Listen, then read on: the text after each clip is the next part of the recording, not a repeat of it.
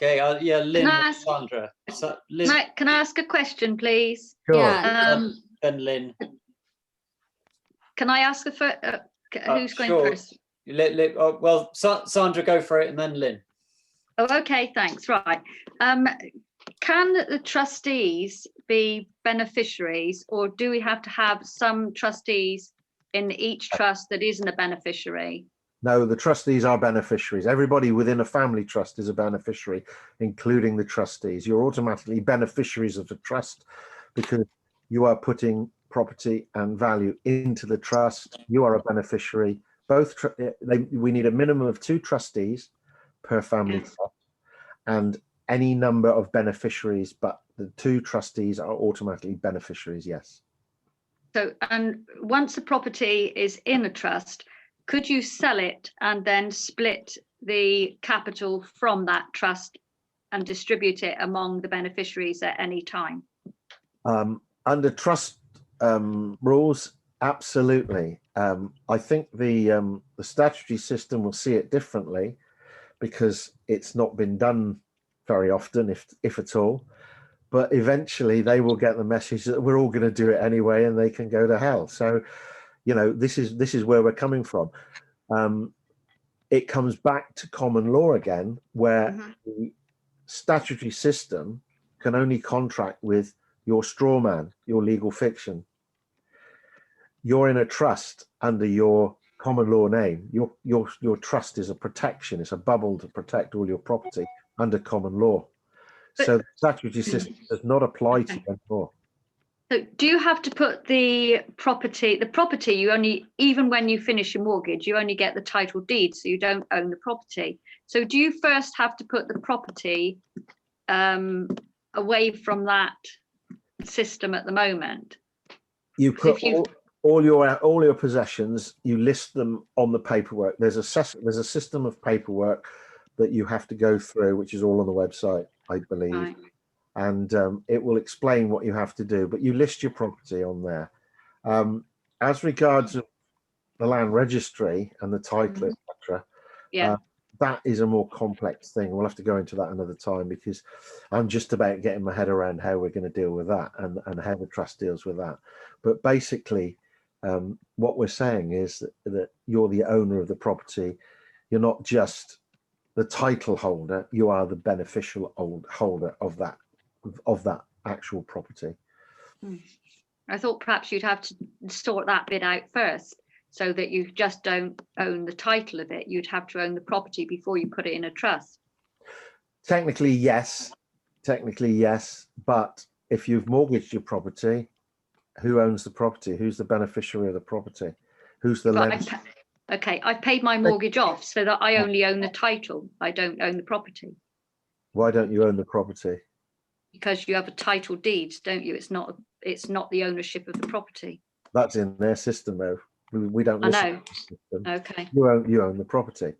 You own the property. But even if you've got a mortgage, in my opinion, I mean, we're working through this as these questions arise. But if you've got supposing you've got £100,000 mortgage with a bank, who's the lender? You're the lender because you've lent the bank your promissory note with your signature on it so that they can raise money against your £100,000 promissory note. Yeah. So the bank is not the lender. This is why when I went to a common law court in Salford and prosecuted Lord Blackwell of Lloyd's Bank, there's no secret about it, it's on the jury ruled that 11.2 million mortgages in this country were unlawful if they were securitized. They're unlawful. It's just the fact that the people haven't cottoned on to dealing with it yet. One or two of us are dealing with it and fighting it, but it's when we get to that tipping point, when so many people get to the point where they're all standing together, which is why the assemblies are so good. They get people to stand together on certain agreed topics. We all agree on something, stand together and move forward. That's where we're going to win. That's why we've got a new monetary system called BEEP. It started out as a loyalty system, but now it's introduced as a monetary system. And we're trying to get lots of people to take that up because BEEP has the potential to completely and utterly take over the banking system. We can make the banks totally irrelevant, They do not need banks. We can put a bank in every shop, on every EPOS, electronic point of sale.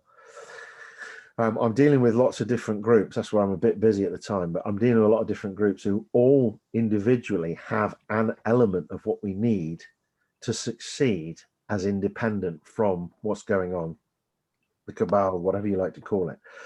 If we combine all those elements, we win.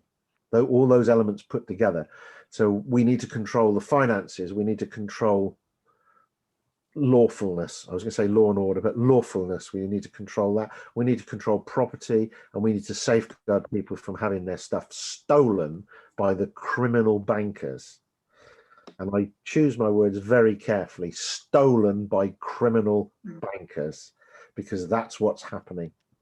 They are creating fraud, and we cannot rely on this government. We cannot rely on the regulators to help us. The latest we've had this week is that I was instrumental in putting in 440 forged signatures, which have been proven to be forgeries by bank managers, which have taken £1.5 billion worth of property off of people over the last few years. This amount of money is far exceeded by the full extent of it, but the ones we're dealing with, we over a period of time, we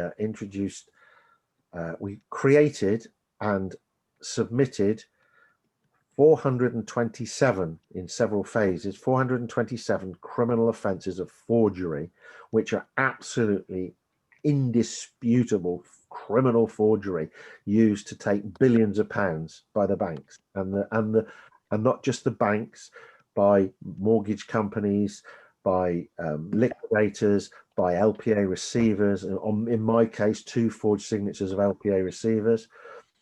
And we've actually proven them. Now, any one of those 427 cases, I personally would prosecute in a criminal court at Crown Court, and I'm sure I would win on any one of those. Those criminal cases have sat with the Serious Fraud Office for 19 months with them doing absolutely nothing about it until our hero Anthony Stansfeld stepped in and wound them up to get something done. They then quickly passed them to the National Crime Agency, in which the Department of the National Economic Crime Unit works. They have this week decided that they will not be investigating any of those offences, because if they did, they would show up that ex-prime ministers, ex-chancellors, ministers, MPs are all heavily involved in criminal fraud. And this is why fraud in this country is covered up. This is where it is. So we've got to go above government, because it's never, ever going to go our way. If you rely on your MP, you can rely on anybody. I was said exactly these words on a Zoom 2 weeks ago. 115 people on there, including baronesses. One of the baronesses who's the liaison between the Bank of England and the House of Lords. There was Lords, there was MPs, there was ministers, MPs. There was all sorts of people on it, and I told them exactly the same. Can't trust any of you. You ain't going to sort it out. You're going to talk about it for the rest of your lives, by which time all our property will be gone. We need action, not words, and we aren't going to get it from the regulators. The regulators, I have called for all of them. The Serious Fraud Office, the National Crime Agency, Action Fraud, Treasury, I want them all totally disbanded. Totally disbanded. They are a total and utter waste. They are gatekeepers perpetrating serious fraud on behalf of the banks. And if you don't like it, sue me for what I'm saying, because they won't. They wouldn't dare put me in court, because once I got the protection of the court, it will all come out. And the people I know stuff about, oh, I've got a list as long as your arm, and there's chancellors and prime ministers have passed, etc., etc. So we know we're never, ever going to get a resolution financially, compensation or help from the banks. The banks are set up to steal your property, and they're totally protected by the gatekeepers. All the regulatory authorities are protecting them totally. We've tried every way we possibly can. We've submitted evidence to crime commissioners, chief constables.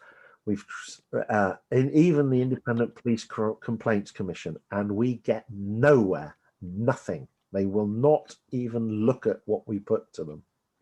And I can tell you, having years of experience of fraud, what we've put to them is watertight cases of absolute blatant theft by deception and fraud. So we got to redress what's going on with the banks. We've got to look to something different. And when you're not getting protected by the people who are paid to protect you, what you've got to do, you've got to find something different. And I believe, and as do other people, that the Universal Community Trusts is an alternative. It's not a thing to fight them with. It's an alternative system, because when the system abuses the people it's supposed to protect, then it's no longer fit for purpose. And if it's no longer fit for purpose, we have to find something that is. Right. That's the end of my rant anyway. Lynn.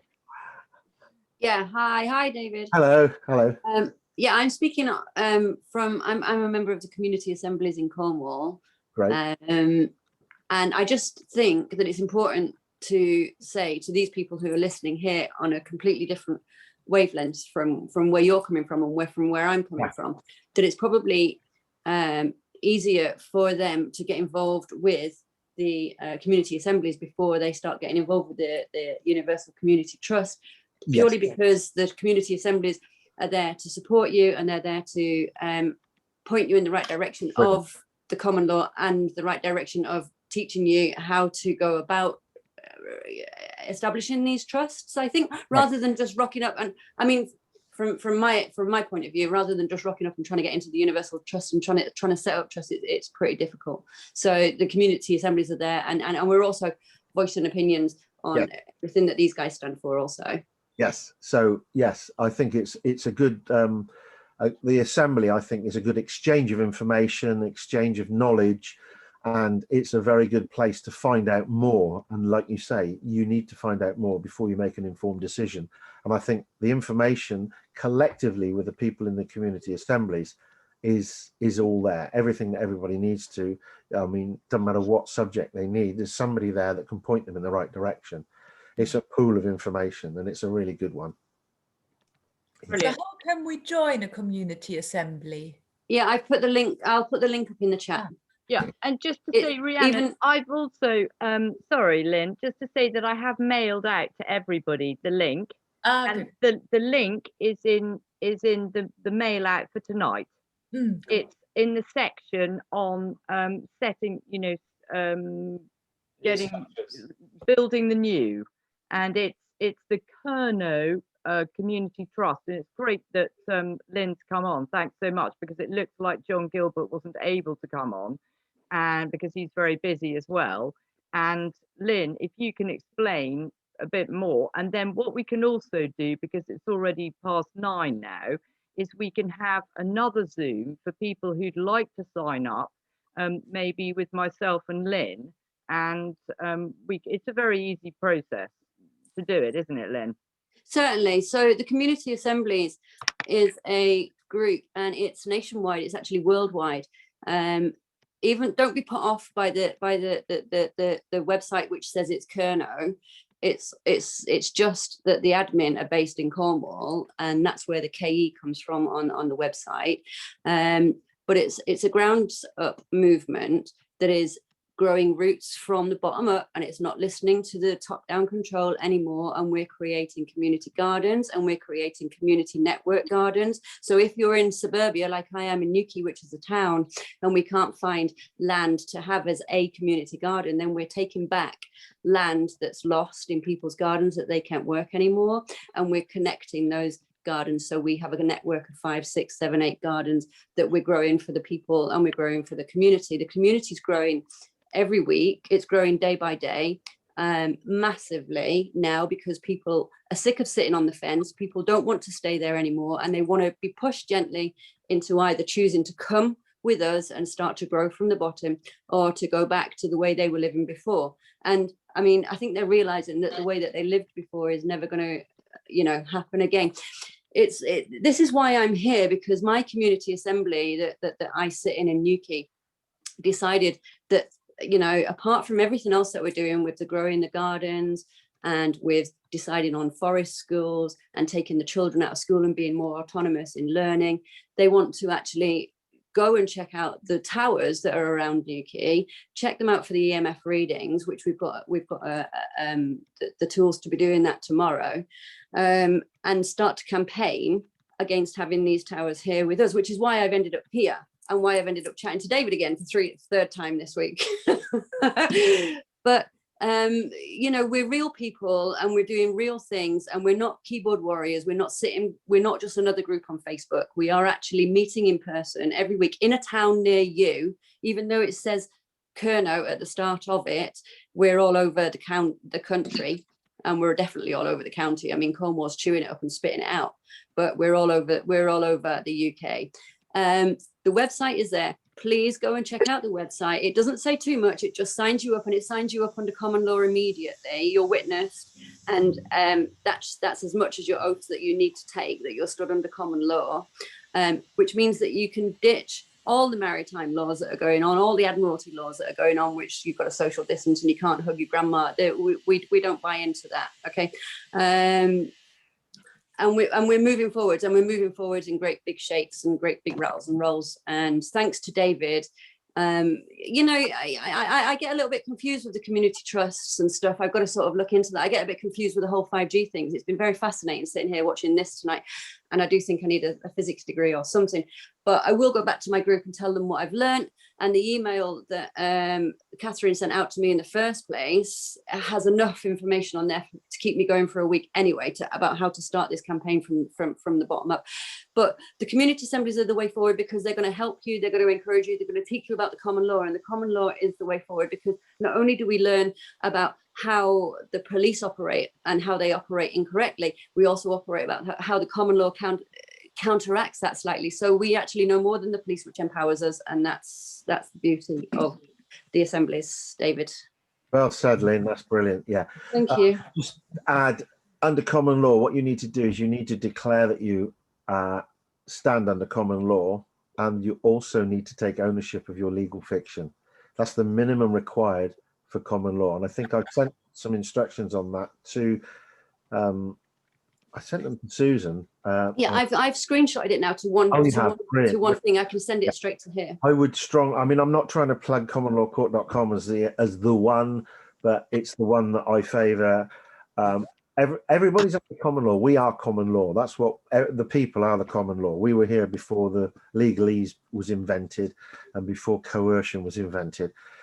We were honourable to each other, and we lived on the land, you know. But so common laws here is everyone, and everyone has the right to start up recording common law. But what I would say is that by far the biggest and most accurate system is the commonlawcourt.com, and recording your birth under that, and then very quickly record your birth under it. It will then send you a login detail. You then log in with your username and password, change your password to something that you know then after that. And you have to be logged in to take possession of your legal fiction. You can then fill out the form and you get a certificate to say you own your legal fiction, your trading name, business name, whatever you like to call it, but you own your legal fiction. So there you firmly stand under common law. And although you already declare that you do, by recording it, you have proof, absolute irrefutable proof that that's your decision and that's what you've done, and you've taken ownership of your legal fiction. So from then on, you're fully protected by common law, and if anything happens, the common law court is fully prepared to come and help deal with it. And just to say, thanks so much, David. Yeah, I've gone through this process, and if anybody would like to know how to do it, because I didn't really understand what reclaiming my legal fiction was, but I do now. And so I can now pass that on to other people. And John Smith, who David Laity works with, he's an absolute pile driver. Met him personally, and he's got such integrity, and like David, he's here to serve the people.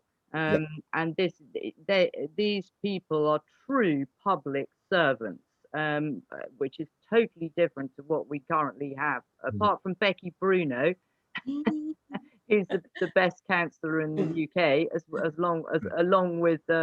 along with Nicholas Martin, who are true public servants as well. But most of them, as we know, do not do their duty, and including Charlie Kay. Sorry, if you're still a councillor over in Devon there.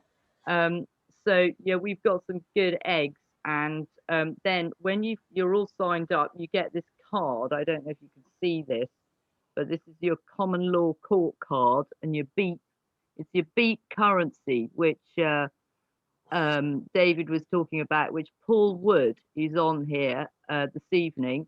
He's an ex-network marketing financially minded person, and he can also explain about the beep currency, and that's another Zoom if anybody wants it, with somebody else who David worked with, called Lyndon Farrington, who some of us have met, and he's a phenomenal business person and another servant of humanity. Yes, Lyndon, I can get Lyndon to come on one of these Zooms if you want and give you the full Monty about how Beat came about. It started off as a loyalty card system, but because the other side, shall we say, decided that common law court wasn't going to be able to use PayPal anymore, and they withheld many thousands of pounds for the next 180 days that the common law court's working capital had, simply because they didn't like the fact that the common law court wasn't operating under the legal fiction system, shall we say, under the statutory system. So Lyndon's team came in, rewrote a program, and they've created a currency payment system, like a payment gateway. The easiest way to understand it's a bit like PayPal, but it's nothing to do with the banks. It's nothing to do with PayPal. It's for the people, by the people. It's a completely independent system. It's not even linked to the banks. So that's what Lyndon's system can do. And if you want, I can get him to come on to one of these Zooms one day soon and talk you through the whole thing. Yep, that would be really good, and maybe that's like a smaller Zoom for people who want to do it, but it could be a big Zoom. I mean, if everybody wants to do that, because it's all linked to, you know, people who've joined us for the first time might think, what's this got to do with 5G?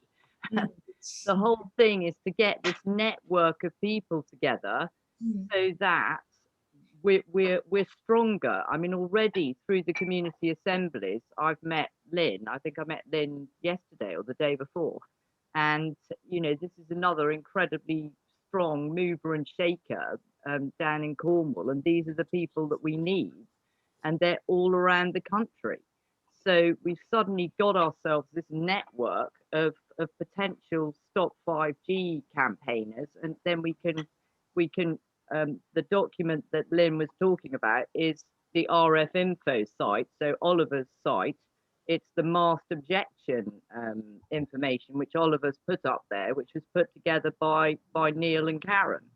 So we can just roll that out all around the country and everyone can benefit from it. It makes me think of this concept, which I only learned about a couple of weeks ago, of mycelium. Gardeners have been talking to me about this, where when you plant an orchard, you plant mycelium under the trees, and it's a kind of a fungus, and it spreads out. And if one tree is undernourished, it links in to the one that has got more nutrients, and it works like that. So it's like a network where each part of the network actually supports and nourishes every other part of the network. So it's a true cooperative type of system. And that's exactly the metaphor that John Gilbert was talking about. So it was you that said that. I just sort of took it from the trees and the gardeners. Yeah, perfect. Yeah. So thanks so much for joining us. Anyway, I'll Nicky has a question. Catherine. I've sort of hopped in to kind of host this because I was rather tired this week, so I passed over to Oliver and Rhiannon, which is really useful.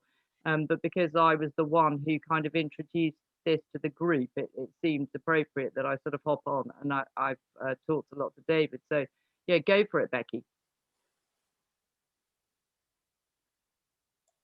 Thanks, Catherine.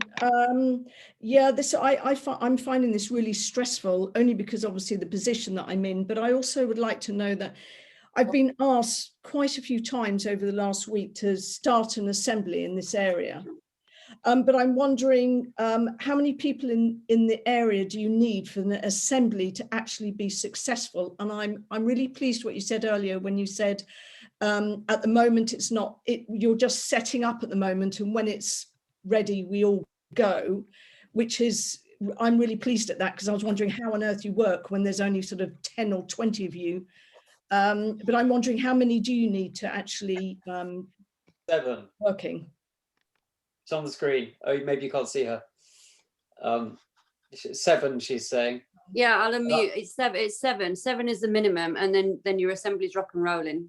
But I think there is one in Tunbridge Wells. No, No, I think there is an assembly.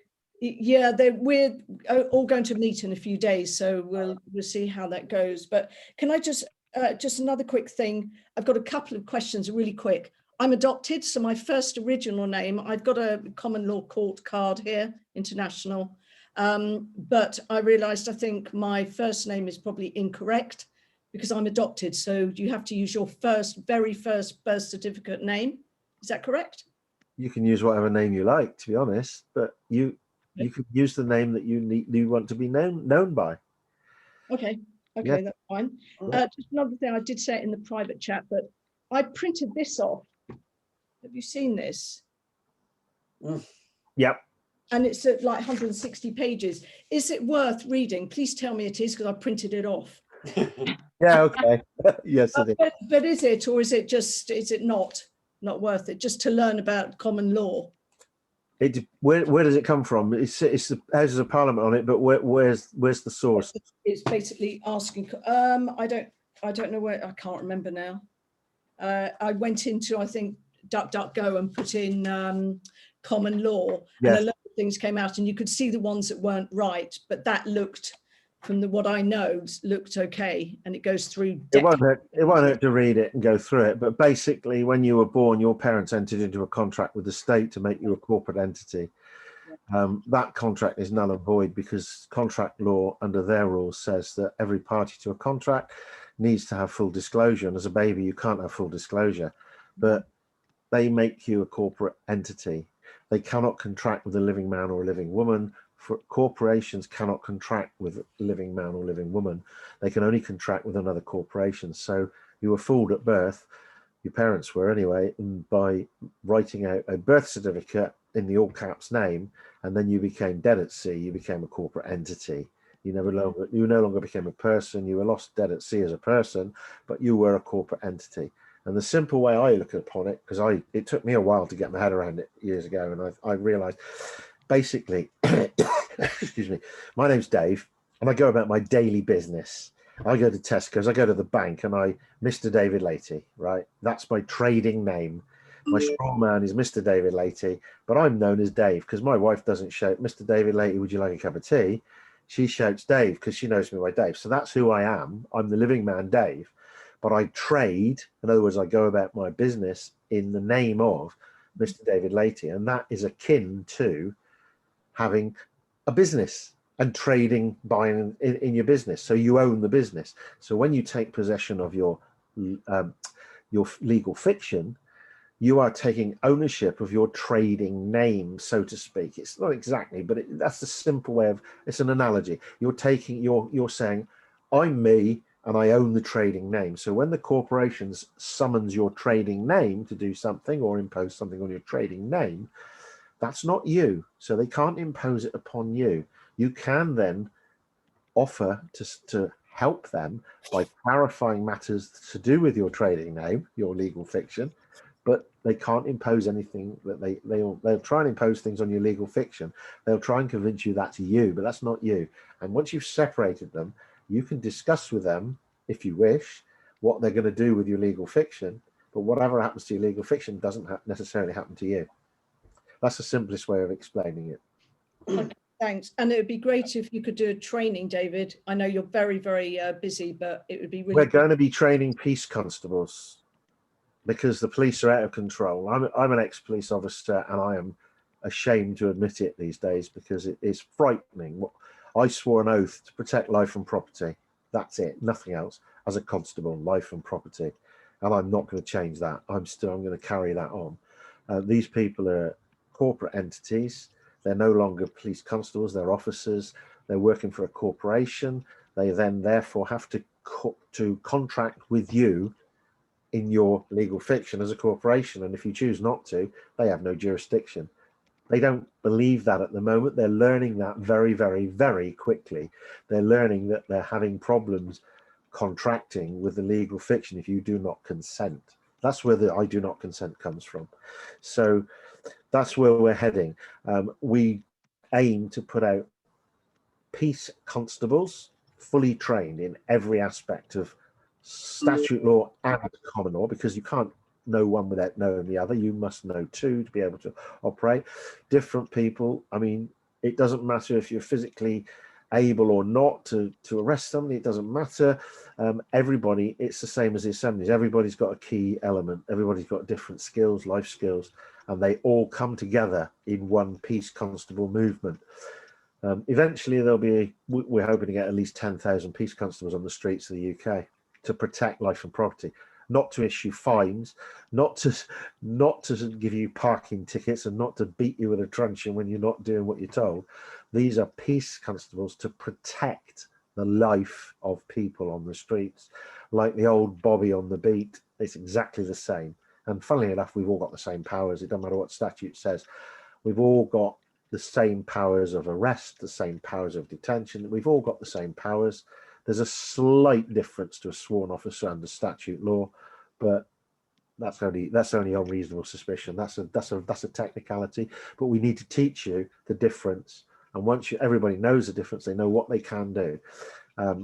Basically, 90%, 95%, I would say, of policing is talking, communication, and that's what they've lost.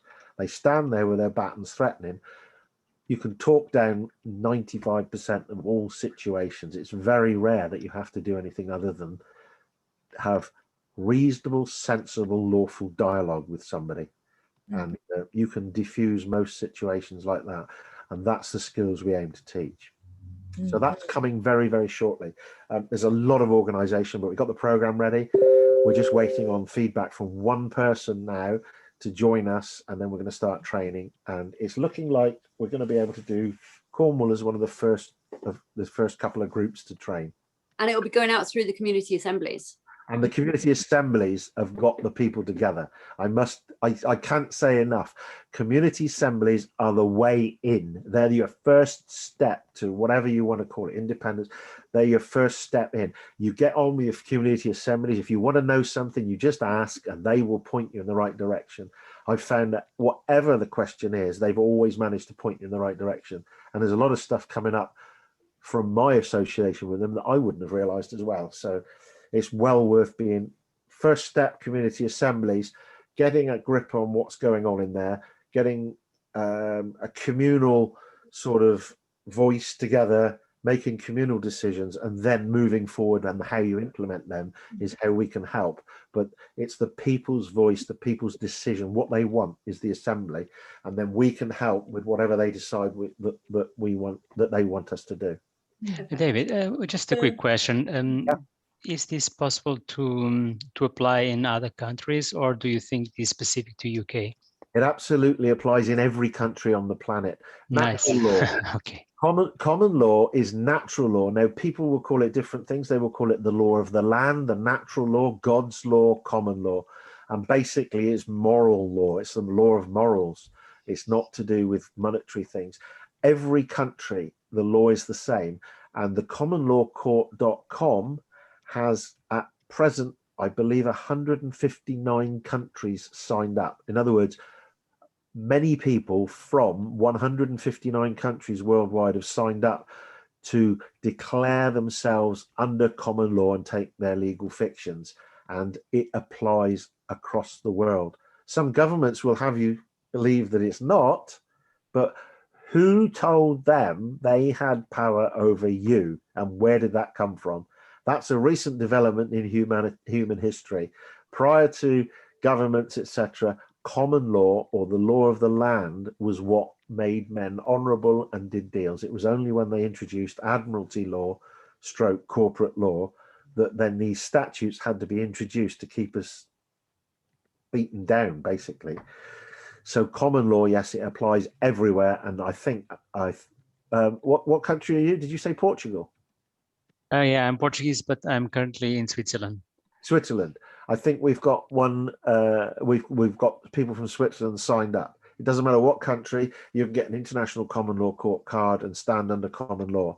Obviously, some countries are not catching on as quick, so the authorities in some countries are a little bit more oppressive of common law because they don't understand, but it's gaining momentum, particularly in France, Lithuania, Australia, and a couple of other countries are very strongly into the common law, but it does apply to everybody.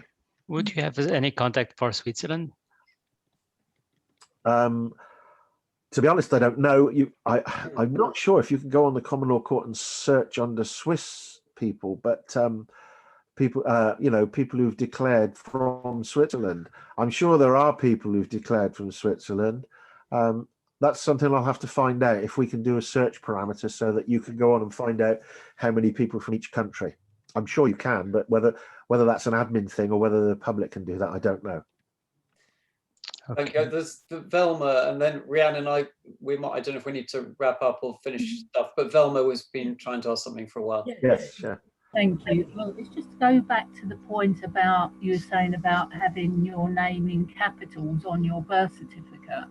Yeah. And I'm wondering, if they're not in capitals, does it mean that doesn't apply to you? No, if you've got a birth certificate, you've got a corporate entity. You have got a legal fiction. What is You this need to. point about the capital being capital letters? Is that relevant or not? It's not. It's relevant in so much as if it's in capital letters, they deem you as lost at sea and dead, and they're just dealing with your estate. But it doesn't really matter if you've entered into, if you've registered a birth certificate with the state, you have registered with the state, or you have been registered by somebody else with the state to say that that is your legal fiction, that's your corporate identity. And as long as that exists, and as long as you don't declare that you are separating that from your living woman, then they will be able to impose their statutes on you, on your legal fiction.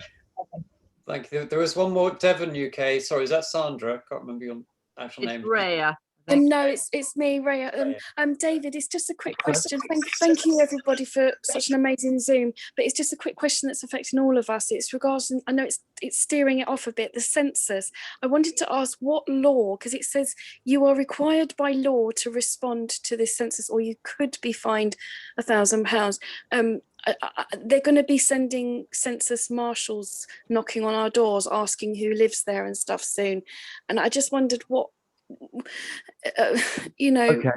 There's a couple of ways of looking at this. If they impose the law upon your legal fiction, they can only impose the fine or the insistence of filling that form in on your legal fiction.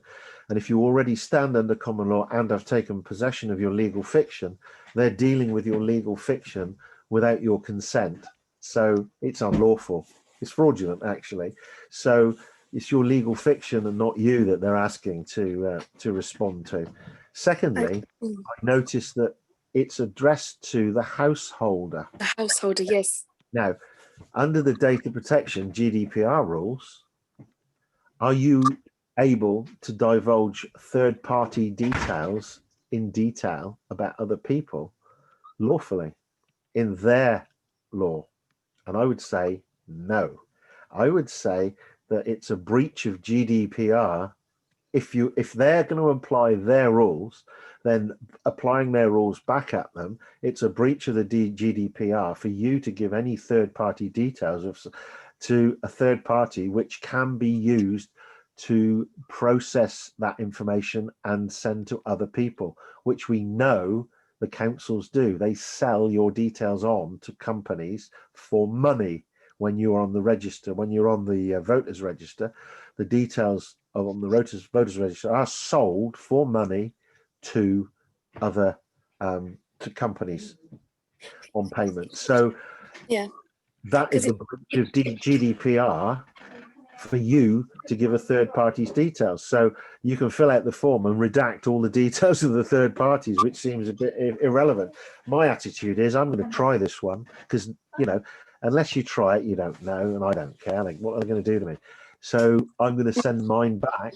I've opted for a paper one, and I'm going to send it back with a printout from the office of what's she called, the Information Commissioner. Statistics, yeah. Yeah, if you go on the ICO website, Information Commissioner's Office website, it will tell you that you can't divulge third-party details. So I'm going to cut and paste that, stick it in the form, and send it back. I don't mind telling them my name, but I'm not telling them my sexual orientation, my age. I don't see what the hell business is of theirs at all. So what would happen if I ignore it? What would happen if I ignore it? Because everybody I know is actually there's just a lot of people. I'm not going to advise anybody. I'm not going to advise anybody to ignore it or whatever. Sorry, I don't want to... Guilty, have you? You have not had your opportunity to put your point in a court of law. And Betty Boothroyd in 1993 has stated publicly, and it is on record as, fines cannot be imposed lawfully unless you've been found guilty in a court of law. And I think they're going to find a big difficulty sorting that one out if everybody to that. That's something I think we might disseminate through the assemblies if they deem that's applicable and permissible. I can send that to Catherine and Susan. Yes. I can send the Betty Boothroyd text because I sent it to somebody else to help them the other day.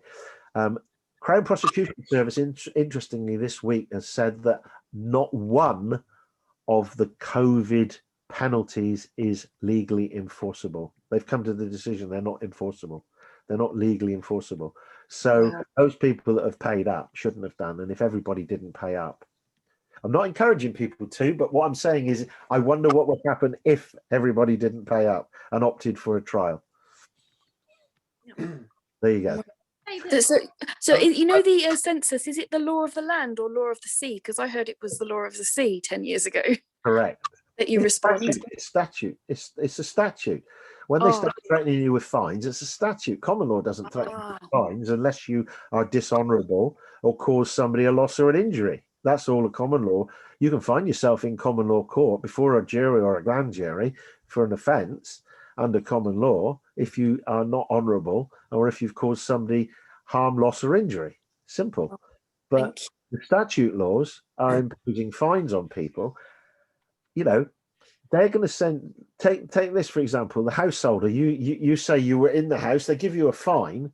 How do they know that you're the right person that should be paying that fine? How can they prove that? They can't prove that. Until you consent and give your voluntary details.